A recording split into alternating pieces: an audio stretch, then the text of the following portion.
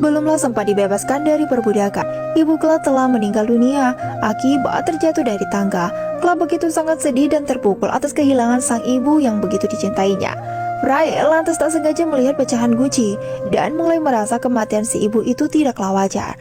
Maka mereka secara diam-diam melakukan autopsi kepada jenazah si ibu tanpa sepengetahuan keluarga kaya. Dari hasil pemeriksaan dokter yakin jika Ibu Kla itu telah dibunuh, bukan mati sebab terjatuh. Alhasil mereka mulai mengumpulkan bukti. Saat di pasar, Prai bertemu dengan pelayan kepercayaan Nyonya Kaya dan dia terlihat ketakutan. Prai kemudian melihat luka di tangan si pelayan dan menanyakan ada apa dengan tangannya. Pelayan itu berbohong dan menjawab terkena pisau. Karena curiga, Prai meminta si pelayan untuk ke rumah sakit agar diobati. Dia menakut-nakuti pelayan itu akan mati jika tidak diobati.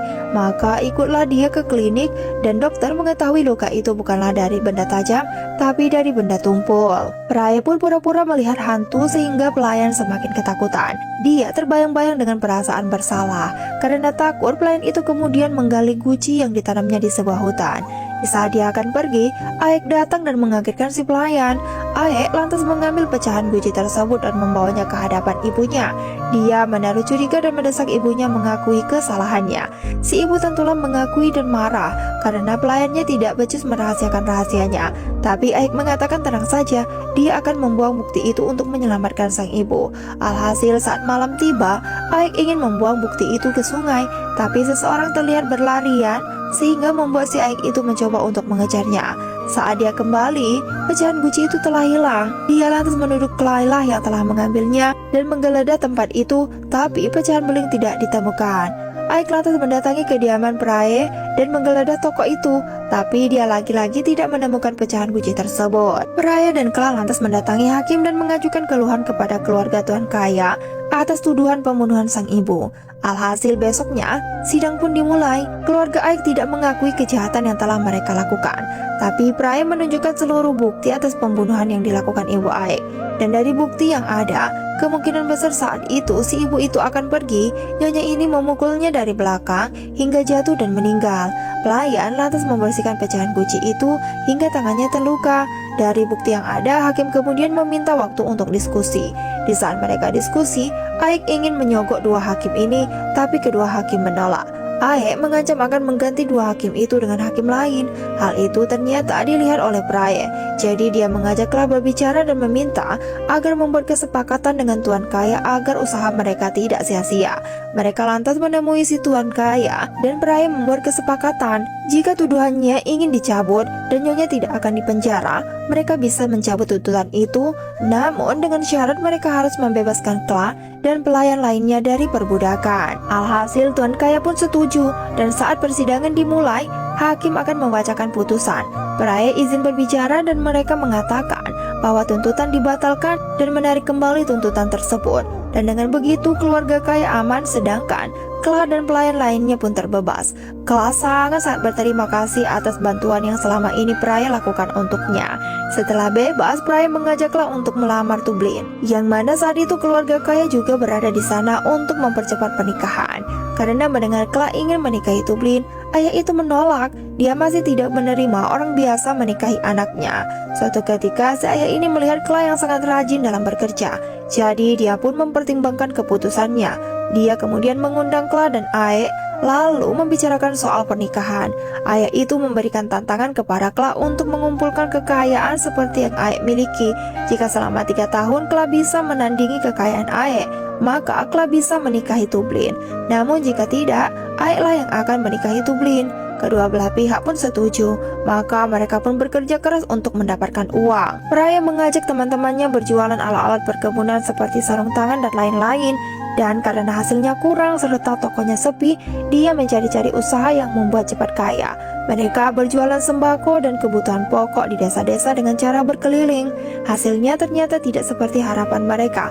Dan Tuan Kaya yang juga sudah naik tahta membuat aturan larangan berjualan keliling dan menaikkan pajak bagi pedagang. Wood lantas menyarankan agar menjual beras karena para saudagar banyak yang kaya dengan menjual beras.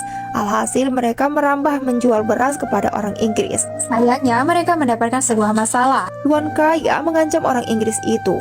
Dia akan menutup pabriknya jika membeli beras dari Prai dan Kla. maka terhambatlah usaha mereka.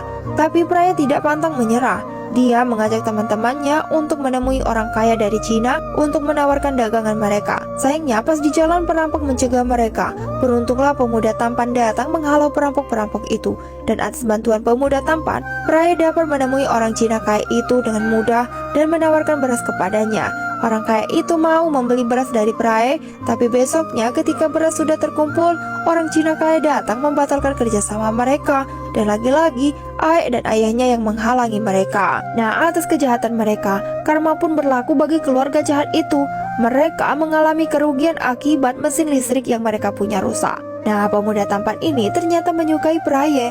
Dia memperkenalkan Praya pada keluarganya. Tapi Praya langsung undur diri dan beralasan ingin ke toilet. Pemuda tampan juga menyadari ada Kla mengintip. Pemuda tampan lantas mengejar Kla dan di sanalah dia menyadari bahwa Kla ternyata mencintai Praya. Dan pemuda tampan juga menyadari bahwa Praya juga mencintai Kla.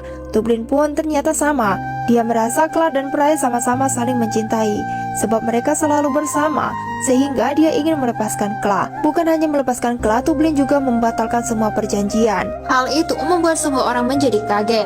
Nah, Kla dan Praya yang telah saling mengetahui perasaan satu sama lain, akhirnya duduk berdua. Mereka menyatakan perasaan mereka yang telah terjalin selama ini.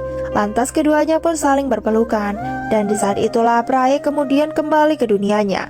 Namun dia meninggalkan HP-nya. Dan saat Praya kembali ke dunianya, Kla dan teman-temannya begitu sangat sedih.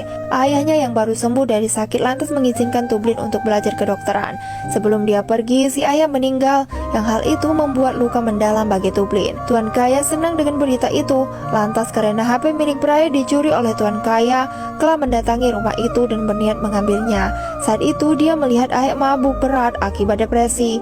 Dan ketika dia berhasil menemukan HP itu, di luar terdengar suara keributan. Ternyata telah terjadi pertengkaran di antara ketiga orang tersebut. Istri tidak terima anaknya dimarah. Suami itu lepas kendali dan naik darah. Dia lantas memukuli istrinya. Karena dipukul, istri pun menikam perut si suami, sehingga terjadilah tikam menikam yang menyebabkan meninggalnya si istri. Kla yang panik segera berlari. Dia lantas dikejar dan dituduh telah membunuh istri Tuan Kaya.